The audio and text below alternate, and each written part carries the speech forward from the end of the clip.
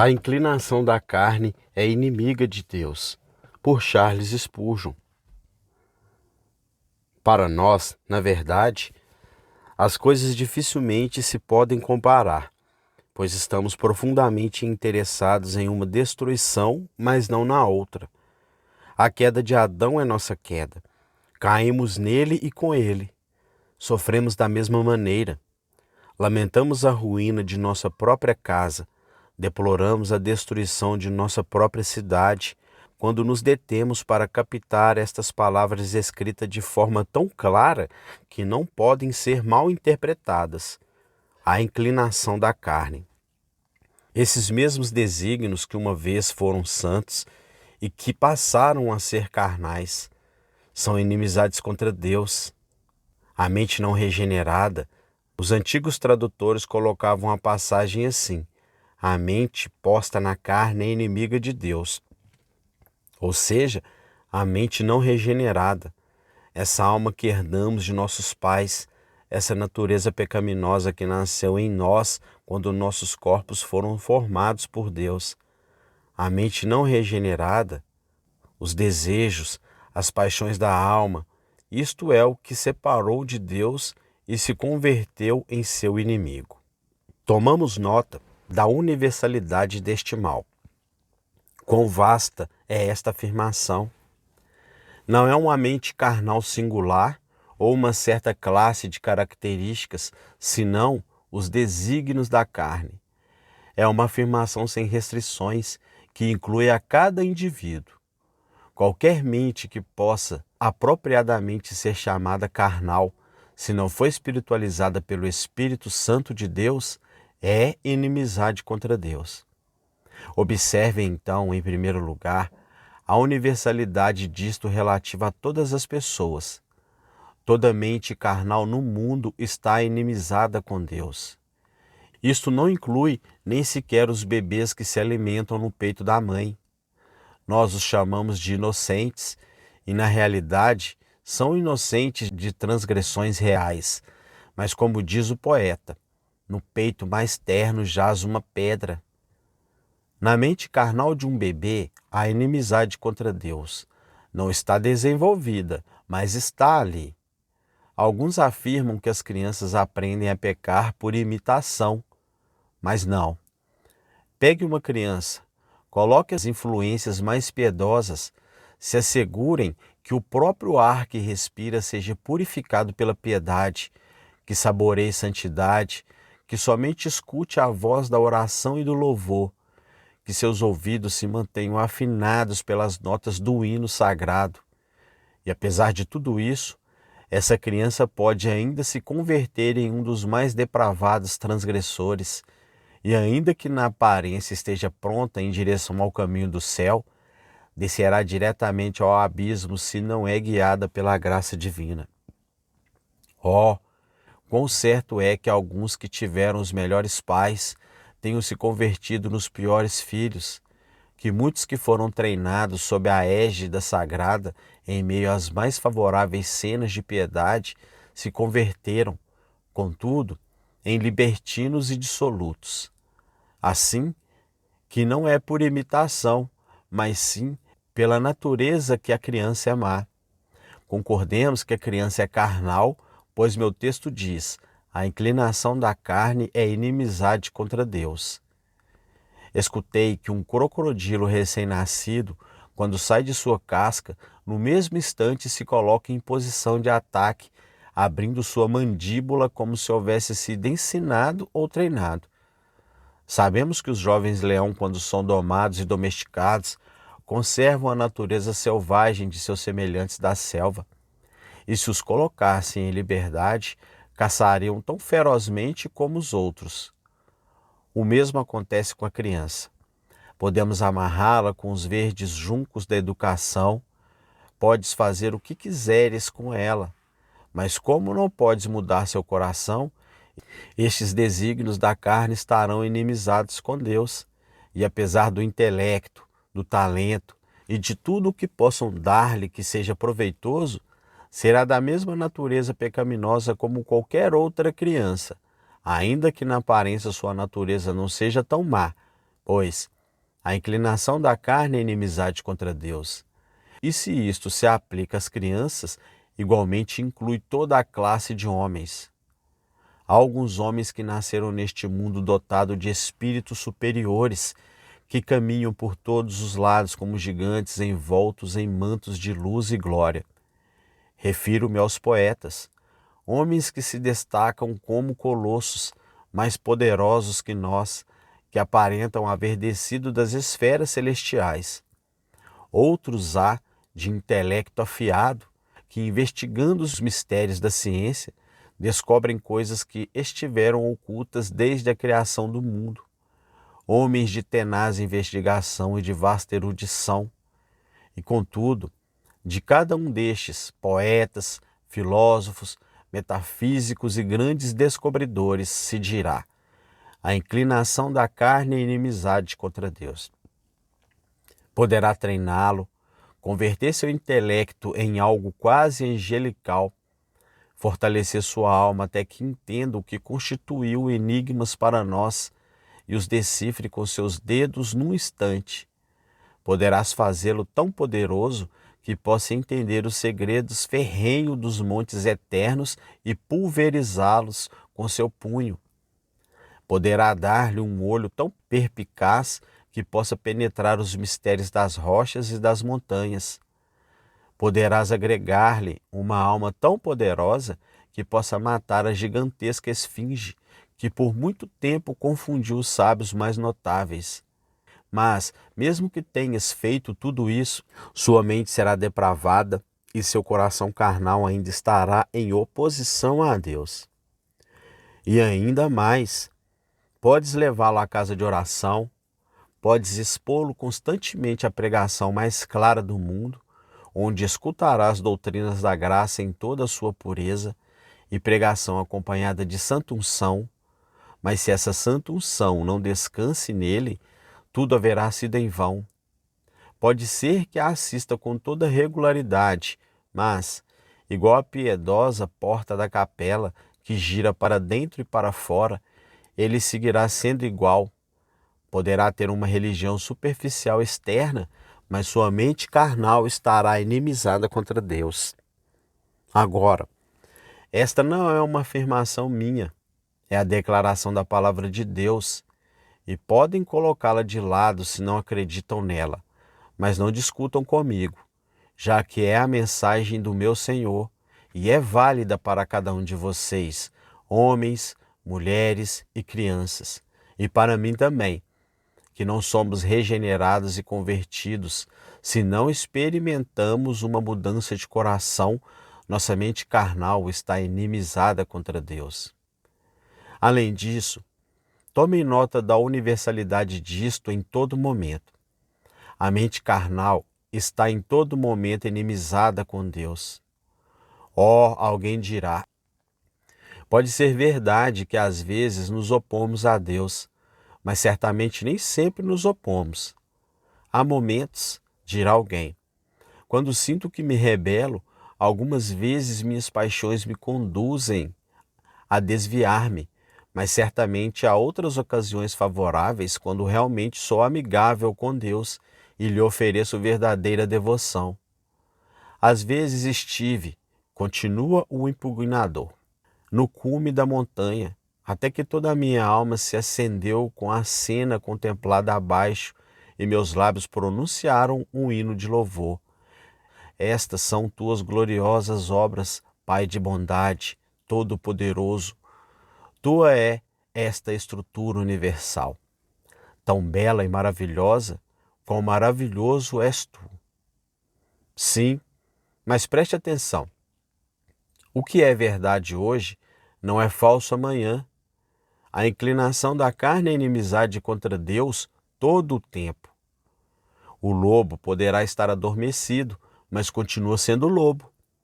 A serpente, com seus tons camaleônicos, pode dormitar no meio das flores e a criança pode acariciar seu dorso liso, mas continua sendo uma serpente. Não muda sua natureza ainda que esteja adormecida. O mar é albergue das tormentas, ainda que esteja plácido como um lago. O trovão continua sendo o trovão que retumba poderosamente, ainda que se encontre tão longe que não possamos escutá-lo. E o coração, ainda que não percebamos suas ebulições, ainda que não vomite sua lava e não jogue as ferventes rochas de sua corrupção, continua sendo o mesmo temível vulcão. Em todo momento, a todas horas, a cada instante, digo isso segundo o que Deus diz. Se vocês são carnais, cada um de vocês é inimizado contra Deus. Temos outro pensamento relativo à universalidade deste enunciado. Todos os desígnios da carne são inimizade contra Deus. O texto diz: a inclinação da carne é inimizade contra Deus. Isto é, todo homem, cada parte dele, cada poder, cada paixão. Seguidamente se perguntam: que parte do homem foi afetada pela queda? Pensam que a queda somente foi sentida pelos sentimentos, mas que o intelecto permaneceu incólume. Eles argumentam isto sustentados na sabedoria do homem e os impressionantes descobrimentos que foram feitos, tais como a lei da gravidade, a máquina a vapor e as ciências. Agora, eu considero essas coisas como uma exposição insignificante de sabedoria, quando as comparamos com o que se descobrirá dentro de 100 anos, e diminutas quando comparados com o que se poderia descobrir caso o intelecto humano houvesse permanecido em sua condição original. Eu creio que a queda esmagou o homem completamente, ainda que quando passou como uma avalanche sobre o poderoso templo da natureza humana, alguns elementos permaneceram intactos, e em meio às ruínas se pode encontrar por aqui e por ali uma flauta, um pedestal, uma coroa, uma coluna, que não estão completamente quebrados. A estrutura inteira caiu, e suas relíquias mais gloriosas são coisas caídas, fundidas no pó. O homem completo está estropiado. Olhe em nossa memória. Acaso não é verdade que a memória participa da queda? Eu posso recordar muito mais as coisas más que as coisas que têm cheiro de piedade. Se eu escuto uma canção lasciva, essa música do inferno ficará em meus ouvidos até que eu fique grisalho. Mas se escuto uma nota de santo louvor, aí me esqueço. Porque a memória aperta com mão de ferro as coisas más, mas sustém com dedos frágeis as coisas boas. A memória permite que o cedro glorioso dos bosques do Líbano flutue sobre a corrente do esquecimento, mas retém toda a imundície que chega flutuando da depravada cidade de Sodoma. A memória recordará o mal, mas esquecerá o bem. A memória participa da queda. O mesmo ocorre com os afetos. Amamos as coisas terrenas mais do que deveríamos amá-las. Rapidamente entregamos nosso coração a uma criatura, mas raras vezes o oferecemos ao nosso Criador. E quando o coração é entregue a Jesus, é propenso a se extraviar. Olhem a nossa imaginação também. Oh, como se deleita a imaginação quando o corpo se encontra em uma condição perniciosa. Somente dê ao homem algo que o leve a ponto de intoxicar-se. Droguem-no com ópio, e como dançará sua imaginação cheia de alegria. Como o pássaro liberto de sua jaula, como se renovará com asas mais vigorosas que as asas da águia. Vê coisas que nem sequer havia sonhado nas sombras da noite. Por que razão sua imaginação não trabalhou quando seu corpo se encontrava em um estado normal, quando era saudável? Simplesmente porque a imaginação é depravada e, enquanto não se introduzia um elemento imundo, enquanto o corpo não havia começado a estremecer-se com um tipo de intoxicação, a fantasia não pensava celebrar seu carnaval. Temos alguns esplêndidos exemplos do que o homem pode escrever quando influenciado pela maldita aguardente. Pelo fato de que a mente é tão depravada, ela se encanta com tudo aquilo que põe o corpo em uma condição anormal, E aqui temos uma prova que a própria imaginação se extraviou. O mesmo acontece com o juízo. Posso demonstrar quão imperfeitamente decide. Também posso acusar a consciência e dizer-lhe quão cega ela é e como lhe cintila o olho ante os maiores desatinos. Posso examinar todos os nossos poderes e escrever na frente de cada um deles: traidor ao céu, traidor ao céu. Toda a mente posta na carne é inimiga de Deus. Agora, meus queridos amigos, meus queridos leitores, somente a Bíblia é a religião dos protestantes, mas sempre que reviso um certo livro tido em grande estima por nossos irmãos anglicanos, o encontro inteiramente ao meu lado e invariavelmente sinto um grande deleite ao citá-lo. Vocês sabem que eu sou um dos melhores clérigos da Igreja da Inglaterra, o melhor, se me julgarem pelos artigos, e o pior, se me julgarem por qualquer outra norma? Meçam-me pelos artigos da lei da Inglaterra, e não ocuparei o segundo lugar ante ninguém abaixo do céu azul do firmamento, pregando o evangelho contido neles. Pois se há um excelente epítome do evangelho, se encontra nos antigos da Igreja da Inglaterra. Permita-me mostrar-lhe que não estiveram escutando uma doutrina estranha. Temos, por exemplo, o artigo novo sobre o pecado de nascimento, o pecado original. O pecado original não consiste em seguir a Adão, como o afirma em vão os pelagianos, mas é a falha e a corrupção da natureza de cada indivíduo, que naturalmente é engendrada pela prole de Adão, pela qual o homem está sumamente distanciado da justiça original, e é por sua própria natureza propenso ao mal, de tal forma que o desejo da carne é contra o espírito. E, portanto, toda pessoa vinda a este mundo merece a ira de Deus e a condenação. E esta infecção da natureza efetivamente permanece, sim, nos que são regenerados, pelo qual a concupiscência da carne, chamada no grego, que alguns expõem como a sabedoria, a sensualidade, o afeto, o desejo da carne, não está sujeita à lei de Deus. E ainda que não haja condenação para os que creem e são batizados, contudo o apóstolo confessa que a concupiscência e a lascívia têm em si a natureza do pecado. Não necessito mais nada.